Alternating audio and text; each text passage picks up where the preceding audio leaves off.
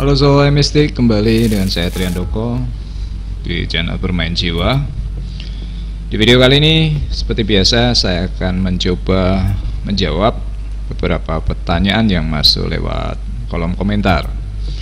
Pertanyaannya adalah, jika si pembimbing atau guru sejati mengajarkan ke kita menggunakan bahasa atau dawuh secara lisan ataukah dengan kode dua gambaran tertentu, karena kadang di situ saya tidak memahami kiasan atau sanepan yang disampaikan guru sejati. Dan untuk membedakan ucapan atau dawuh guru sejati atau jin, letak di mana ya, Mas Tri? Mohon pencerahan tentang tersebut.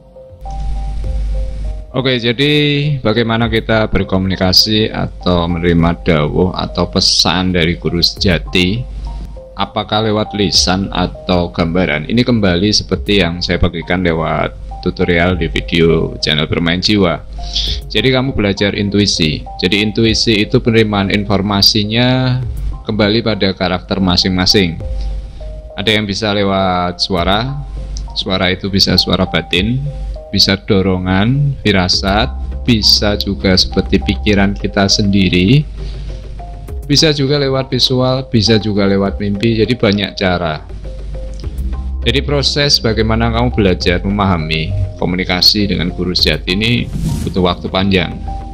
Yang pertama memang sulit untuk menerjemahkan, tapi ini dengan pengamatan terus-menerus, pola-polanya kamu akan bisa ketahui. Jadi sama sebetulnya seperti kamu belajar bahasa isyarat itu, kamu akan bisa memahami itu, prosesnya memang bertahap.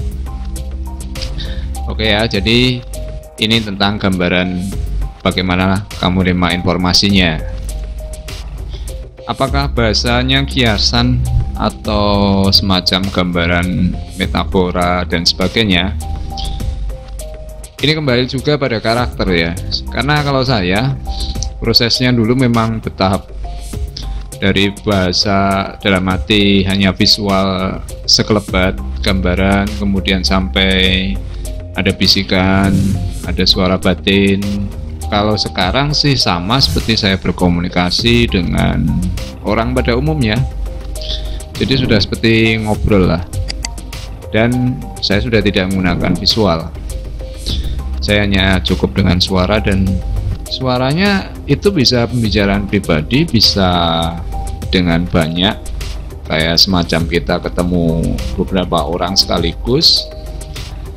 Dan kamu tidak melihat gambaran mukanya, tapi kamu merasa tahu, oh ini siapa, ini yang mana, segala macam. Itu sama seperti kalau kamu sudah berkenalan dan sering berbicara dengan seseorang. Lalu bagaimana kemudian untuk membedakan apakah pesan itu dari jin atau dari guru sejati? Jadi pada prinsipnya yang perlu kamu tangkap adalah informasinya. Jadi informasi mana yang membawa satu hal yang bermanfaat bagi banyak orang, bukan hanya untuk kamu sendiri, itu biasanya adalah dari kesadaranmu yang lebih tinggi atau guru sejati. Jadi pasti sifatnya netral, bermanfaat bagi banyak orang. Dan apa yang akan kamu jumpai, guru sejati itu tidak mendikte, tidak mendoktrin. Kamu bisa menerima atau menolak. Makanya saya kadang merasa heran, saya berbeda dengan pendapat orang pada umumnya. Misalnya kalau kamu mendengar satu dawuh, lalu itu harus dilaksanakan, lalu orang tersebut takut dalam kontrol suara itu tadi atau petunjuk itu tadi. Saya tidak demikian. Jadi pada prinsipnya ketika saya dari pertama itu mendapat bimbingan, selalu diberitahukan dua hal. Jadi kalau kamu mendapat petunjuk, yang pertama petunjuk itu pasti membawa kehidupan. Jadi tidak ada unsur kebencian dan sebagainya. Kemudian petunjuk yang kedua, pesan itu haruslah menyatukan, tidak membawa perpecahan.